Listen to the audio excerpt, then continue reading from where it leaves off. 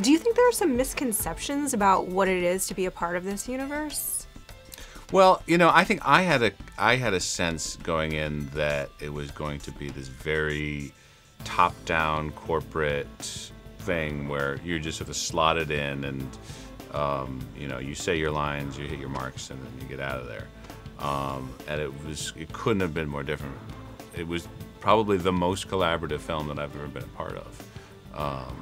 You know, from Peyton to producer, you know, Brad Winterbaum, one of our producers, all the way up to Kevin Feige.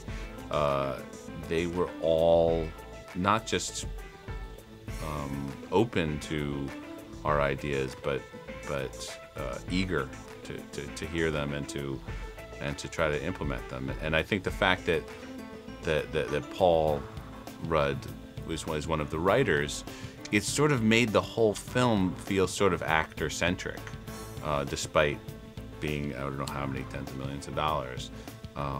There was this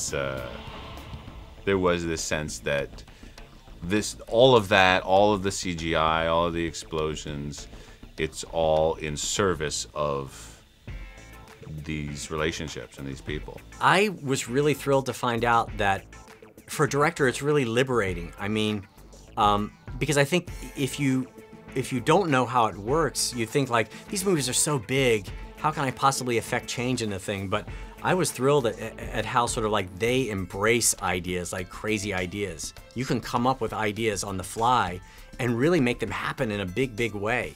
And they really encourage each movie to have its own distinct tone and to really kind of be idiosyncratic. I mean, Ant-Man has some weird stuff in it. It's a pretty weird movie. And, you know, it would be tough to make this movie at most studios. But I think Marvel really, it's important for them not to repeat themselves. And you know, as a filmmaker, that's a great thing, a great environment to be in. I think huge misconceptions. Well, yeah, everyone knows you're doing a Marvel movie. They have a very specific tone. And even the kind of CGI that they use is that of like the comic books. But it really, I took full reign because I'm like, I read a lot of those comics and there's a lot of humor. And then sometimes there's like these wacky characters and I just wanted to be one of those wacky characters, but it really reads even the way that they look in the comic books. So I wanted to play that. And being such a huge franchise, I think I was intimidated going in that I was going to feel like creatively maybe inhibited or that they weren't going to be open to like exploring and discovering the film as it was being shot. And it seemed like they took this huge passion for the comics, this huge passion for filmmaking, and then this trust of who they had put in the film to on the day, it was wonderful. You'd shoot the page and then we'd just get to exploring, and it was a very, very creative set.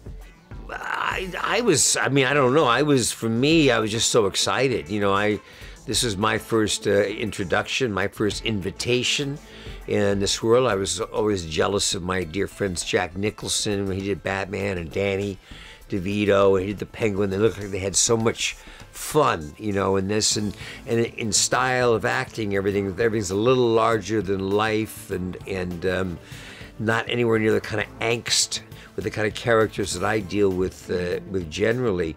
So it was a treat, and then most of all, I can share it with my kids. And my kids are just so excited about this movie. We're researching all the Ant-Man comics, got to understand it all, and so it's something you can share with your family. Makes it very rewarding.